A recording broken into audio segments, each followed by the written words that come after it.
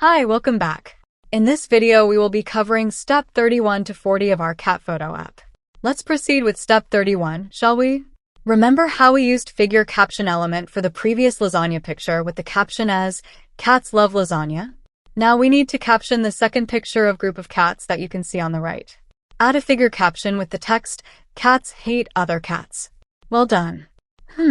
What's alive? The cats? Or my coding skills? You can see the caption below the cat photo. Step 32. Since love is the strong word, hate should be the strong word too. So let's wrap hate word with strong element. Together we gotta strengthen our hate and love. Step 33. Let's add another section below our second section. Step 34. Now we're gonna learn how to add forms to our cat photo app. Firstly, add an H2 element with the text, cat form.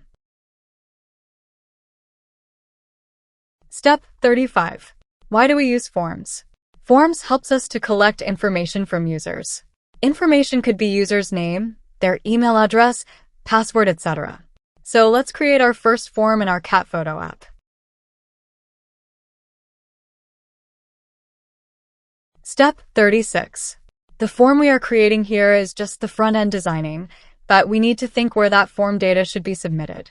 Here we are asked to submit our form data to the given URL with the help of action attribute. So let's add action attribute to our form to send our data to the given path. Step 37. We need to add an input element to collect data from our web form. The input could be any type like text boxes, buttons, radio buttons, checkboxes, etc. based on the type of information you asked for. Step 38. The type of input we're going to add first is a text type. So let's add type attribute to the input with the value as text. Remember, input does not have a closing tab. Yeah, woohoo, congratulations. Step 39. Users need to know what information they gotta provide us. So in our first input, we are asking users to attach the photo link. Here attribute is also called as the name attribute, but don't get confused with the people's name. The name attribute is used to assign a value to represent the data being submitted. So let's add the name attribute with the value cat photo URL to our text field. Finally, step 40. We can add placeholder text to give people a hint about what kind of information to enter into an input.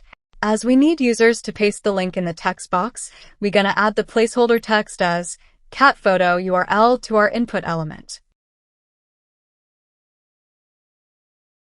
You can see in the preview that there's a text box with the placeholder cat photo URL.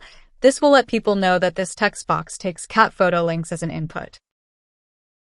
That's the end of the video. Stay tuned for upcoming videos for further steps. Hit that like button, subscribe to my channel, and I'll catch you in the next one.